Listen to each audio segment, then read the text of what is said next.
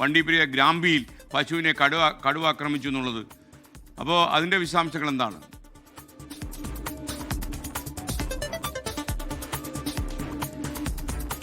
വണ്ടിപ്പെരിയാറിലെ ജനവാസ മേഖലയിൽ കഴിഞ്ഞ 2 മാസമായിട്ട് കടുവ ഇറങ്ങി ഭീകരാന്തരീക്ഷം സൃഷ്ടിക്കുന്നുണ്ട്, വലിയ ആശങ്കയുണ്ടാക്കുന്നുണ്ട്.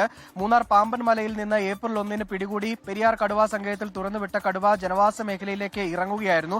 ആ കടുവയെ പിടികൂടാൻ വേണ്ടി 2 മാസമായിട്ട് വനംവകുപ്പ് കഠിന പരിശ്രമത്തിലാണ്. 6 കൂട് ഉൾപ്പെടെ സ്ഥാപിച്ചു, ക്യാമറ ട്രാപ്പ് ഉൾപ്പെടെ സ്ഥാപിച്ചു. പക്ഷേ ഈ കടുവ കൂട്ടിൽ കയറാൻ തയ്യാറായിട്ടില്ല. ഒരു തവണ കൂട്ടിൽ കയറിയ കടുവ ആയതുകൊണ്ട് തന്നെ വീണ്ടും കൂട്ടിൽ കയറാൻ അത് തയ്യാറാവാൻ സാധ്യത കുറവായിരിക്കും എന്നുള്ളതാണ് വനംവകുപ്പിന്റെ തന്നെ കണക്കുകൂട്ടൽ. എന്നിരുന്നാലും അതിനെ മയക്കുവെടി വെച്ച് പിടികൂടണമെന്നുള്ള ആവശ്യം നാട്ടുകാർ മുന്നോട്ട് വെച്ചിട്ടുണ്ട്. പക്ഷേ അതിനൊരു അനുകൂല നിലപാട് വനംവകുപ്പിന്റെ ഭാഗത്തു നിന്നുണ്ടാകുന്നില്ല.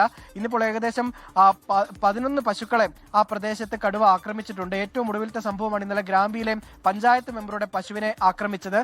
ഉടൻ തന്നെ ഈ കടുവയെ മയക്കുവെടി വെച്ച് പിടികൂടണമെന്നുള്ളതാണ് നാട്ടുകാർ ആവശ്യപ്പെടുകയും ചെയ്യുന്നത്. SKN